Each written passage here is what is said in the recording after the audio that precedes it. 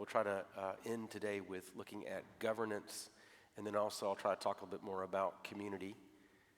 And by community, I mean the communion, the Anglican Communion, to give a little bit of overview of how our parish sits in relationship to the Church of Jesus Christ. So let's go ahead and pray and begin. So the Lord be with you. Father, thank you for this chance to communicate about our particular faith tradition. And Lord, thank you for the gift of Anglicanism and for the way it has been helpful in shaping the lives of women and men throughout the ages since its inception, as Father James talked to us about in the very first couple of centuries after the coming of our Lord Jesus. Father, may your Holy Spirit just guide and direct our conversation, and may it work to build up your church. In Jesus' name, amen. So like before, I'll do a little overview, and then we'll open up to questions and answers, and feel free to add anything in. So I'm going to begin at the parish level and go up. So I think it seems most appropriate to me to kind of give you a framework of how our church is organized and how it's governed, how we make decisions, how we handle money, those sorts of things. So to begin with, the parish, I've learned this because I came out of an evangelical Protestant background. Parish is usually a word that tends to be more Catholic, whereas congregation tends to be more Protestant. But we will kind of use those back and forth. You'll hear those words used. Part of it is the sort of the range of from very high Anglo-Catholic to very low evangelical type Anglican churches that you meet. We talked about the circle and that within the circle. So don't really get caught up or thrown off with if I say parish or congregation, although some people would make serious distinctions of those two things. But at the parish level, the parish is obviously led by the rector, and that word basically means a rule, sort of an order, someone who sort of sets the spiritual tone of the congregation. Spiritual authority is a good way to put it. It's not an unchecked spiritual authority, and I'll talk about that in a second. But unlike some other denominations where you have an elder-led church, congregation, parish, whichever word you want to use, within Anglicanism, the local church is the spiritual authority rests upon the rector. I am the rector of Servants of Christ. Was the rector of St. Michael's Episcopal beforehand, and so I'm the founding rector. I won't always be the rector, but I am for right now. So I'm the spiritual authority of the congregation, and then it is really my right and prerogative to hire any staff as I see fit, and to shape the Sunday worship, the service, and to really handle issues of pastoral any pastoral issues within the congregation. I do that through the use of my staff and the other clergy, like Father James and Father Bob and Father Michael, Mother Susan, other clergy that God brings from time to time to be a part of us. And it's very collegial and very much, I'm constantly coming to them for counsel with regard to things. So. In addition to the staff that I have the prerogative to hire and fire, and people work, on the staff, get paid at my discretion.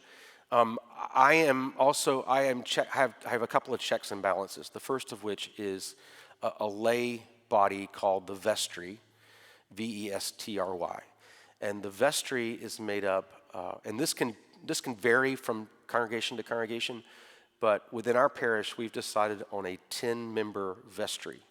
And the vestry is responsible for any fiduciary issues. They have the responsibility for the temporal aspects, we call it, of the church.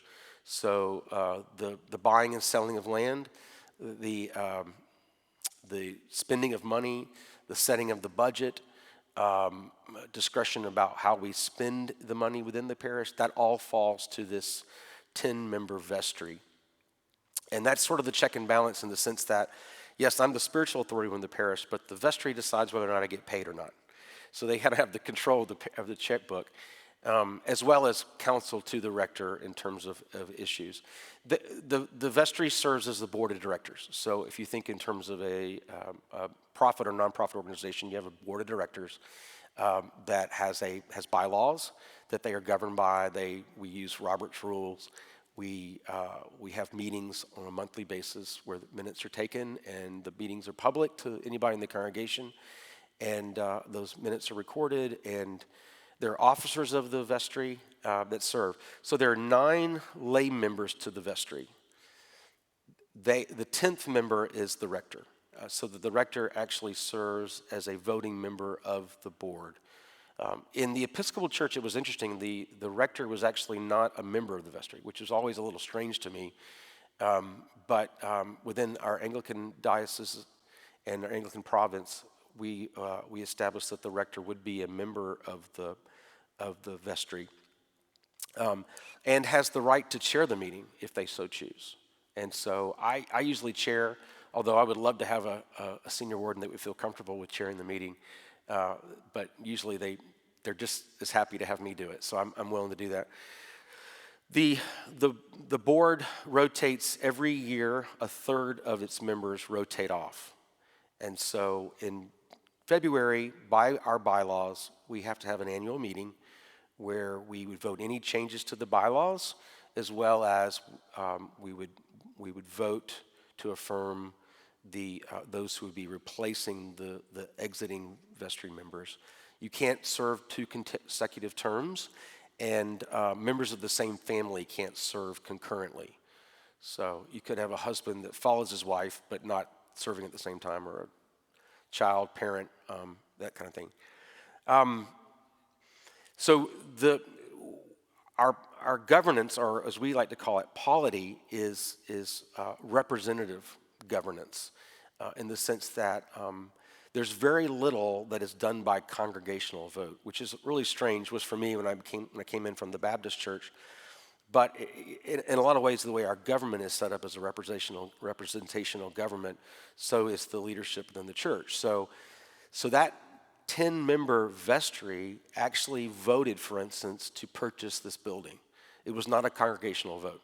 Now, we didn't do that in a silo. We talked about the building. We, got folks excited about it. We actually asked for folks to give seed money to the purchase of a building. And so, you involve the congregation in it, but there's not actually a vote. There was never a vote to buy this building. The vestry made that decision based upon careful considerations over a number of years.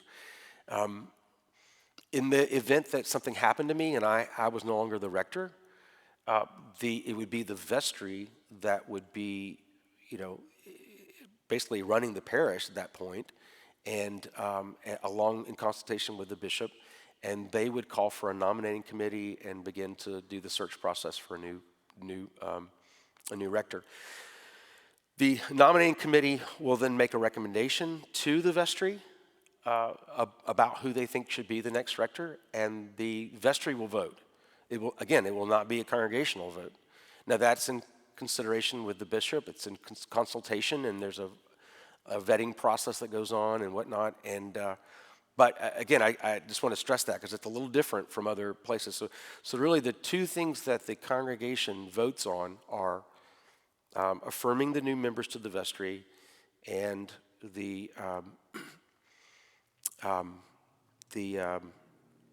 any changes to the bylaws. So they don't even vote on the budget. We set a budget. Our fiscal year actually ends on the 30th of June, and New Year starts on July 1. We do that for some accounting reasons that seem to make sense to us. December is often it's a mixed bag. You never know what your giving is going to be in December, and so we were always trying to set a budget, waiting to see what the December giving was, and that's why we flipped it to July. But it'll be the vestry that votes on that budget. And so they work alongside the rector to make sure that we're we're doing stewardship campaigns, that we're letting people know where we are financially, that we're getting reports, and it's really delegated to that vestry to be in charge of all those temporal fiduciary responsibilities. So that's the way the parish works. There obviously there are lay leaders in the parish. Some of them are on the vestry, some are not. Sometimes rotate through. There's also a staff that's working in cooperation, and that's sort of the way decisions get made within the church. It's through lay leaders, non-vestry members, counsel with the vestry, with the staff, and ultimately the rector has the authority to sort of set direction for the parish. I am reviewed annually by the vestry. Obviously, I'm on the vestry, but in that capacity, I'm being reviewed by the vestry. And so they do an annual review where they get input from lay leaders, from the vestry members, from the staff, and then they reflect that back to me. So that's their chance to say, hey, we think you're heavy-handed here, or we think you've neglected this, or we think you should improve that, or we think this is a really good thing you're doing. So hopefully it's usually pretty positive. But I insist upon that because I think that too often churches sort of, they just sort of go along and there's not a feedback circle where you are getting 360 input in terms of your performance. And because it is so important, because the rector does have so much authority in the parish, it really is important that I have that review annually. So I really insist on it. I always tell them, if not for me, for the next person. I don't want you to start wanting to review that guy or that woman, and then they go, well, you never reviewed Alex. So I was like, okay, no, we're going to set a precedent here that every year the rector gets reviewed. So additionally, the rector is responsible to the bishop, and the bishop has quite a lot of authority over the clergy. Really not a lot of authority over the lay people. But the clergy are closely under his authority. He has the ability to inhibit me or any other clergy person for things that we say that are unbecoming of a priest, or if we've acted out in any way, issues of anger, or, for instance, said something on social media that's divisive or ungodly, we can be inhibited. He can bring charges up against us. He can discipline us in terms of like restricting us. Like he could tell me tomorrow, hey, you're not allowed to preach or be the celebrant for 6 months, and here's the reasons. He can do that up to 60 days without even giving a reason.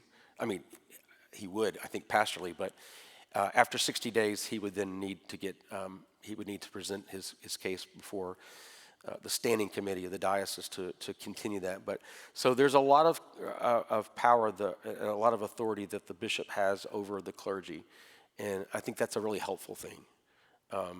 And one of the things I like, one of the things it concerns me in churches is where senior pastors, because of their charisma or their ability to speak well and gather people around themselves, can oftentimes become insulated, and that's where oftentimes abuse within congregations happens, or manipulation, or just power grabs. And I think it's a good check to know that I'm accountable to the bishop.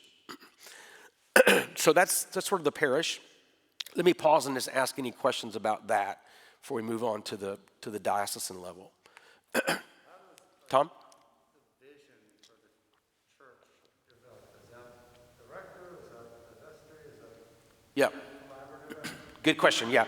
So the question is, how does the vision of the church? It's going to vary a little bit depending on the size of the congregation, but I'll just say in terms of servants of Christ, the way it works is that that's an area where the rector works very closely with that vestry, with that board of directors. Oftentimes what I will do is, in consultation with the staff, we will have ideas that we'll present, our strategies, for instance.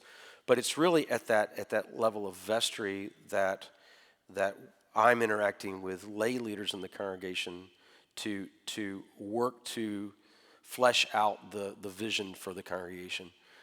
We do at times have joint staff and vestry retreats where those two groups, the people that are working full time at the work of ministry within the parish, along with those lay leaders that are representative of the congregation, are coming together, and we're fleshing it out. And we normally have an annual retreat where we get together and we flesh that out.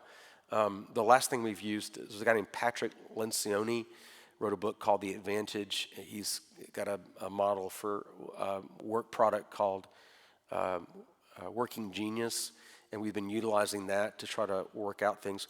But it's not it's not the rector. The rector says, "This is the vision. Everybody get behind it." It's much more of a collaborative effort between the staff who've been hired to work alongside me, and also the lay leadership there. So, and again, going back, I have the right to hire anybody, but they have the right to pay them. So I can say I want to have a youth minister, but until the vestry approves a budget for a youth minister. Kind of like the executive and the congressional. Exactly. Yeah. I mean, it really is. So. Appropriate the funds. Yeah. I mean, and it's helpful to remember that a lot of our founding fathers were actually a part of the Church of England, or Episcopal Church. Well, they became the Episcopal Church after we revolted against England. But so there's a lot of similarity between the polity and the governance of the Anglican Church and the U.S. government. There is that real check and balance. So we do have a vision paper that we've been working on for several years.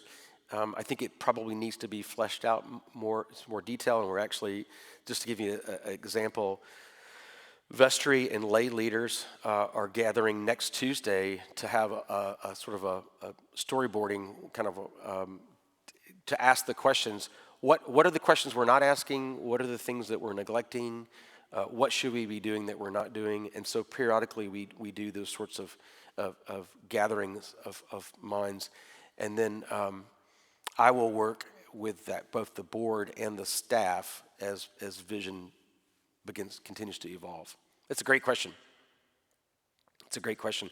And part of the difficulty is, I mean, there are some leaders who are just visionary leaders, and then there are other leaders who are collaborative leaders. And I'm very much more on the collaborative end. I'm not the guy that goes off on the mountaintop and comes down and, okay, here's the plan, boys, and here's steps A through Z. And I struggled early on in my ministry because people kept saying, "What's the vision?" And oh yeah. It's easy if somebody else comes up with a vision, then you can criticize the vision and say, "Well, I don't like that vision." But again, I mean, and leadership styles, you surround yourself with people that do buy into the vision, and I think that is important. But what I've come to know about myself is that I'm much more of a collaborative thinker, and my gifts are actually in discernment and galvanizing. And so once I let the thinkers and the problem solvers do their work, I can be able to go, okay, that's the solution, guys. I think we should get behind this, and it's worked out pretty well. So one more thing about the parish, and then I'll move on to the diocesan level.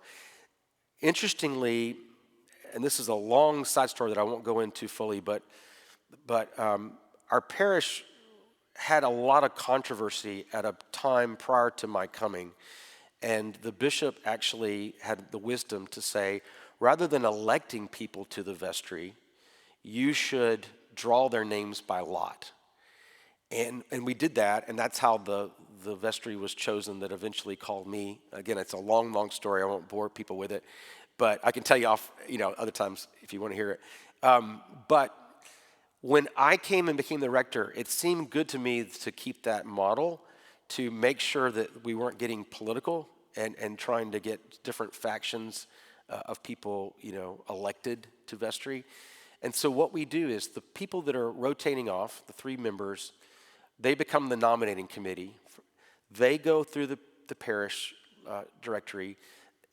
They identify people that are willing to serve. And then those names are presented as potential vestry members that are then we then draw by lot, and we don't. So no one knows. It's up to the Lord.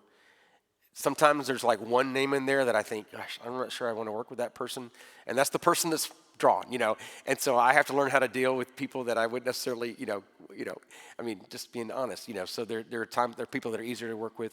So I think it's a good. I think it's good from a perspective. There's no way for the rector to manipulate who's on the vestry, and there's no way for the congregation to manipulate. And it's worked out pretty well over the years. And so it is acceptable by our bylaws and our canons and constitutions to select rather than to elect. And so we've chosen to select. But then once we select those names, those first three names that are chosen, and then oftentimes the next two will be alternates.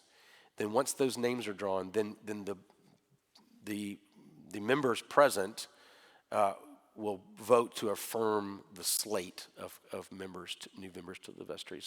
So they are still getting a right to vote, and they could go, you know what, I oppose it, and we could vote it down, and then we'd have to go back and reselect people. But so that's how that works. So then the parish is a part of a diocese, which is a word that's pretty well known. The diocese is made up of member congregations.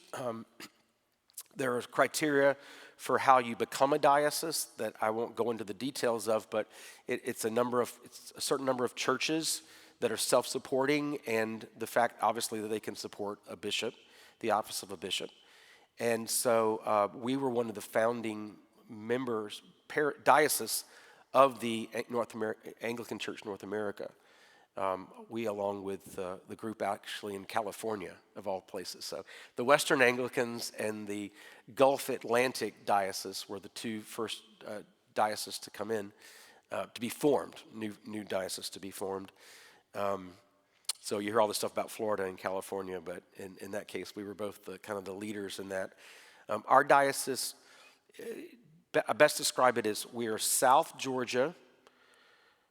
So think of Savannah, if you know Savannah on the coast, over to Thomasville, Georgia.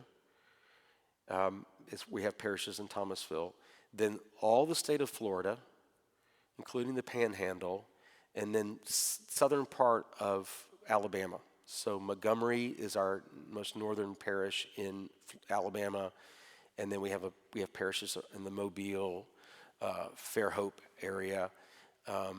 And a small work in New Orleans, but that's really the edge of where we are. And then we've got churches, active churches, down to Vero Beach is our most southern church at this point. And one of the challenges that we're going to have in the next 10 years is to try to establish churches in Tampa and Orlando, which we're really weak in those places. Mother Susan talked about Lake Placid, Florida, which actually is pretty far south as well. We have a nice, small but nice, firmly established church there. But that's the geography of our diocese. We're about 50 congregations, I think. Feels about right. And anyway, so various places around there. Tallahassee is the seat of our diocese, meaning that's where our cathedral is. And our cathedral is, if you know Tallahassee, it's off of Thomasville Road, just north of I-10. And it was actually conceived as a kind of a replica of a 13th century Gothic cathedral. It's quite astounding when you drive up on it, because you don't expect to see this sort of Gothic building with all the spires and everything. So, but that is our cathedral, and we do our annual synod at the cathedral, as well as regular meetings of the diocese. The bishop himself doesn't live in Tallahassee, at least not all the time. He has a second small home in Tallahassee that has more to do with the fact that 2 of his 3 children, who are adults and have grandchildren, live in Tallahassee than it has to do with the seat of the diocese being there. He actually resides in Jacksonville.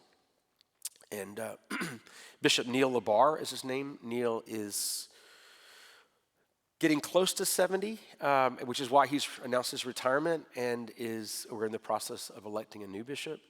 Neil was actually one of the rectors of parishes that left together to form the Anglican Diocese, Gulf Atlantic Diocese. And that was in the 2009, 2010 time frame. So the bishop, like the like the rector, is the spiritual authority for the diocese. And at the same time, he doesn't have the power over the money. The money is separate. And so he has the diocesan council that sets the budget for the diocese, and he works in consultation with them. And then he's actually accountable to a smaller body called the Standing Committee of the diocese. And that's an elected body. Every year, 1/3 of its members get elected. So there's 6. So every year, 1 clergy and 1 lay person, there are 3 clergy and 3 lay people that make up the Standing Committee, are elected from the diocese, and they are the accountability for the bishop. They review the bishop every year. They're the ones that have to be consulted. I was talking before, if the bishop wants to, he can inhibit me for 60 days. But after 60 days, he would then need to come and share the reasons why he's inhibited me with the Standing Committee and get their consent. The Standing Committee also consents to any ordinations. So they're a little bit of a check and balance. If the bishop wants his brother-in-law that's, whatever, a deadbeat to be a priest, he can't just ordain anybody he wants. He has to get past the Standing Committee. And I'm actually privileged to serve on the Standing Committee as one of the clergy representatives. This is my 2nd time doing that. And they work very closely with the bishop. The bishop's also has a staff. They're called canons. And they cover various areas of ministry. So church planning has a canon. Ordination has a canon. We have a canon for communications and a canon for next generation discipleship. And so those folks, church growth, and so those folks work on a part-time basis for the bishop. Most of them have roles either in parishes or in other areas, or have reasons why they don't have to work full-time. He then has a lay administrator and a treasurer that works for the diocese. So that's sort of the way the diocese works. The bishop requires that each parish provide 5% of its contributions to the diocesan office annually. So it's a 5% tithe, if you will, to the diocese. He then asks that we give an additional 5% of our contributions to mission and ministry outside the parish. Now, our parish made a rule a long time ago that's been affirmed by every vestry that we, in fact, give not just 5%, but we give 10% of what we receive as contributions to mission and ministry outside the church. So when you hear us talking about mission partnerships, Kenya, or this family, the McHughes, that are international ministry called Christar, that sends missionaries all over the world. Places like House of Hope here locally, and Gainesville Community Ministries, and other ministries that were Young Life that we're involved in. That's how we fund those different groups that we support. We have a mission team that meets regularly and administers that 10% of our giving. So our giving is roughly $330,000 a year. That means that they have at their disposal, $30,000 to make sure that it's distributed to things outside the church. We do support. Father Bob Ayers has a ministry to the deaf, and we have a deaf church online that we support. That's under servants, but it's obviously ministering to people outside the parish, and that sort of thing gets funded through that. And we can show you how that money gets broken out to. So we actually run the parish on 85% of what our contributions are. So 5% goes to the diocese, and 10% goes to mission and ministry. And we've done that since we've been in existence, and God has blessed it. Sometimes we're tight, but we're able to buy this building, and we're in the process of paying down the mortgage. Right now we owe less than $500,000. We owe just under $500,000 on the building, and that included the $200,000 we financed to put the roof on. So within the church, as well as within the diocese, we have checks and balances. And I know some of you, are in that accounting area, and so that's important to know. We have counters that are the check and balance to our administrator. Our administrator writes checks but can't sign checks. We have check signers. I don't write checks, nor do I sign checks. So the money is completely kept away from the rector. And so we have a kind of an elaborate check and balance. We actually have a couple lay people that count the money after the service, and then they record it, put it in the safe, so that then tomorrow when a separate set of people come in, volunteer, recount the money, and then that's what the deposit's based on, so that we're just really clear that we want to be above boards. We have a couple of engineers that set the system up, and they did a great job of an elaborate check and balance system.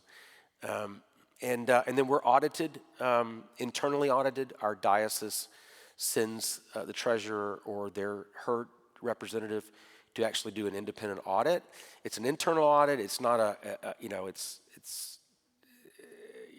Tom, you could tell me all the fancy words, but basically she's just checking.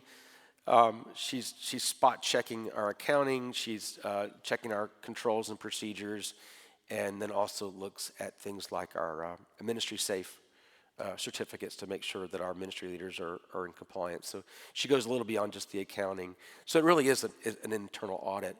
And we found that to be more valuable than actually having an accounting firm come in where you spend a lot more money to audit, but they're not probably going to look at your procedures and controls in the way that you would. At least that's what we've been told. And so that's the way we are accountable to the diocese. And every year, either we have someone within the parish that's not the rector or the treasurer or the secretary does the audit, and then the opposite year, the diocese sends somebody that does the same thing. And man, our guy here in the parish is Bernie DeQuilla. He's a retired GRU guy. He's a total number guy, and boy, Bernie's actually tougher than the diocesan auditor. So Bernie keeps us on the straight and narrow, which I appreciate. So then the diocese of the Anglican Church, Gulf Atlantic Diocese, is then a part of the province of North America, which makes up the Anglican Church North America. It's both it's Canada, the United States, and Mexico. And I really like that because I think getting away from a national church is actually really helpful. So oftentimes as a province, we are forced to think about Mexico and Canada as well as the U.S. in terms of how we do things. A friend of mine is bishop of Southwest, and he actually has congregations in Mexico that he visits on a regular basis. And then we have a real elaborate set of churches and dioceses in Canada that are also a part of us. Come to our provincial synods, which happen every 3 years. Our diocese meets annually. Our parish meets annually in a business meeting. The province only comes together every 3 years because of obviously the logistics of it. And it's at that provincial assembly that our archbishop is chosen. So the other check and balance on our bishop is our archbishop over our province, along with the college of bishops, which the archbishop presides over. And they meet twice a year. They meet in January and in June. And they do things like confirming the election of bishops in diocese. They'll interview whoever we elect as a bishop. They will interview that person, and they have the ability to go, we don't think this is the person that should be serving as a bishop. And then the diocese has to go back and redo their process. So it's a nice check and balance there as well. And so then our archbishop is Foley Beach. He's nearing the end of his time. He's our second archbishop, and I really think it's important because a lot of new denominations or new organizations don't survive the transition from the founding leader to the second leader, and we did that really pretty painlessly, and it was quite remarkable to some. It was a move of God that we could hold it together and make that transition, because there are always challenges that you face. One of the things that we struggle to hold together as Anglicans in North America is the issue of women's ordination. Some oppose women's ordination, some are in favor of women's ordination, And I really count it a strength that we were able to find a way to stay together, even though we've agreed to disagree on that issue, for instance. Yeah, so that's the way the province works. So you might be asking, who's the archbishop accountable to? We'd said in earlier classes that we're in a kind of a weird relationship with the Archbishop of Canterbury. And so from an official standpoint, the Anglican Communion doesn't quite know what to do with us because they're still in somewhat impaired relationship with the Episcopal Church.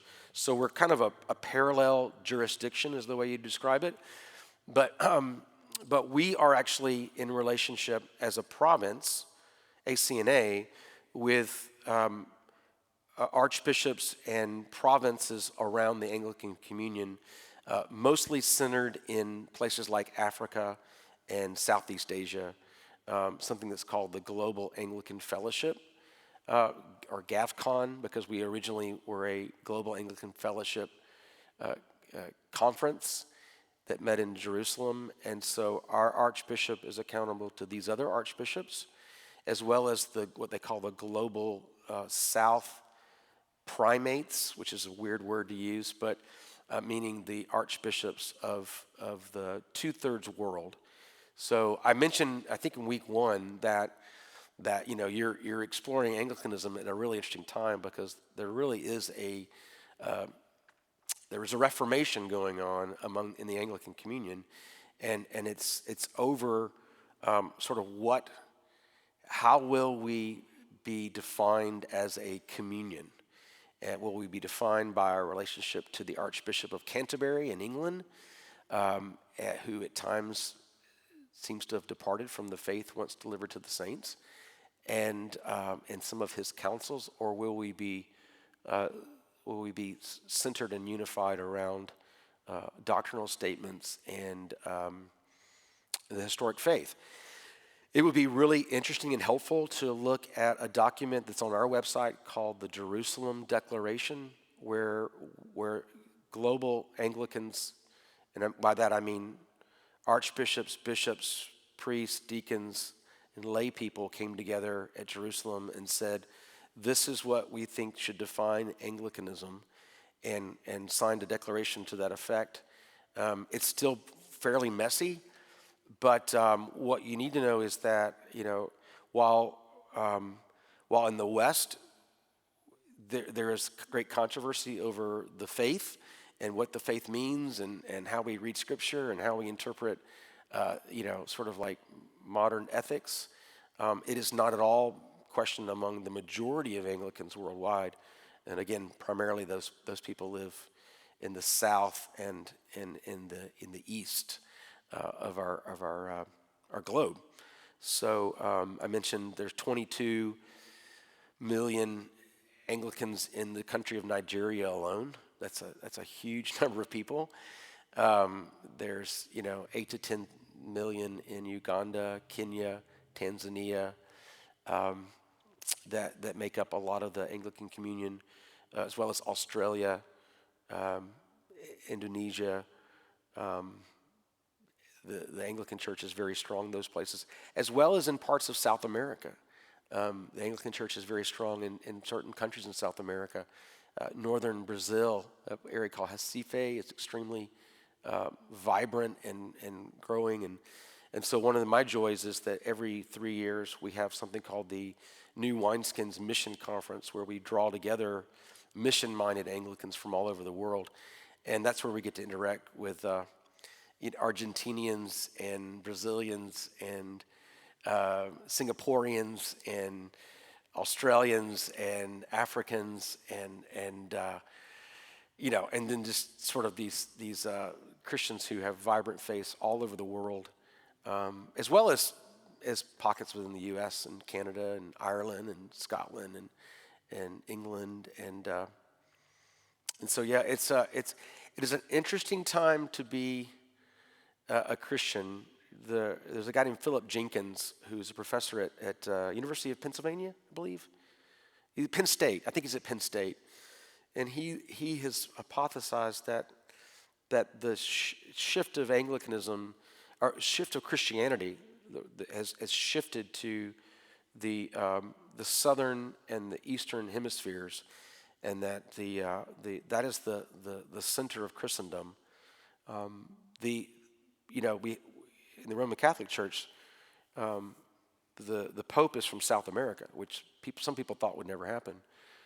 A lot of people don't know that one of the other people that was a candidate for Pope was actually a Nigerian, a Roman Catholic Nigerian, who probably got in second place. I mean, nobody knows, but he was definitely under consideration, and that just denotes the shift of Christianity. It can seem in the West as if Christianity is dying, and that we're on our death breathing. But there are actually more Christians alive on the planet than ever before, and there's a rise of Christians even among Muslim background people.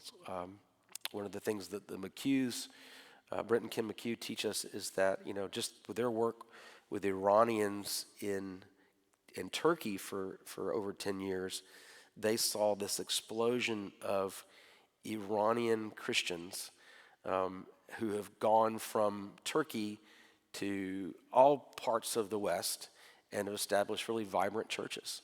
The largest Iranian Christian church in the world is in San Jose, California. And that's because the church grows, even in the midst of turmoil and persecution. So, and so just to note, that's global Christianity. That's what's happened, and Anglicanism, in very much the same vein, is growing that direction. We increasingly look to the south and to the east for leadership, as they did when they took us in when we were orphans, before we established the Anglican Church North America. So anyway, that's a lot of information. But let me just stop there and say, any questions about global Anglicanism or the province or our diocese? What did the diocese and the province do to the local parishes now? I mean, are they like a support network for the local parishes, or do they work on bigger issues? So good question. So what happens to that 5% of the income that goes? It supports the work of the bishop and then his staff, and then at times also some initiatives of the diocese, but they're all focused back on the parishes. So for instance, our diocese says that we exist for three things: to strengthen churches, to raise up leaders, and to plant congregations. So they're working on those things. So how do we strengthen congregations through discipleship opportunities, through helping to support camps and retreats for our young, that kind of thing. How do we raise up leaders through a really robust ordination process where we're really making sure that we're getting really qualified people to be ordained. And then how do we plant churches? How do we actually seed money to go out and plant churches? So, but it's also so there's those salaries of the bishop, his staff, which do a lot of the communicating process, that organizes the synod annually, and then organizes the clergy and keeps them communicating, interacting, and things like that. So I would say the primary purpose of those funds come right back to the parish in terms of their support. And then our bishop travels around and meets and shares vision from a diocesan level and encourages discipleship within the parishes and does that kind of work. So yeah, we can also access the diocesan budget to see kind of what it looks like. Both the diocese and the parish run in similar ways. They're heavy in terms of human resource, so we're paying for staff people to sort of, as Paul says in Ephesians, to equip the saints for the work of ministry. So it's all meant to be a supporting role to make sure that churches are supported to do the work. So great question. James. sometimes people find out how small our provincial government is. Our archbishop is a part-time archbishop. He's also the bishop of the diocese. The entire national church office is a three-bedroom home in Pennsylvania. And we've told that to Southern Baptists who own like 5 blocks of Central National. Yep. It's just amazing that we do so much without being overbearing or without being so huge. Mm-hmm. Even our diocesan staff is tiny compared to the similar dioceses in this country. Right. None of the diocesan staff. So James is making the point for those that are watching online or watching recording that it's a fairly small organization hierarchically, in terms of how the province is run from a very small converted 3-bedroom home in Ambridge, Pennsylvania. So it's a very small office. The archbishop also is still the presiding he's also the diocesan bishop of the Diocese of the South, which is the upper part of Georgia, Tennessee, and parts of Kentucky. And so he's only in a part-time role with a part-time staff. Our diocese, I think most of our diocesan staff work about 10 hours a week. So we're not talking about hefty salaries and lots of overhead. And they don't have an office.